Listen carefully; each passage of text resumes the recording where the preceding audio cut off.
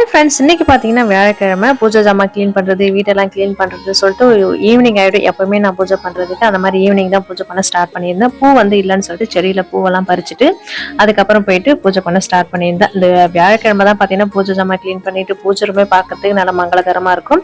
அதுக்கப்புறம் சாய்பாபாவுக்கு வந்து அபிஷேகம் பண்ணியிருந்தேன். இன்னைக்கு வந்து 3 விதமான அபிஷேகம் சிம்பிளாக தான் பண்ணியிருந்தேன்.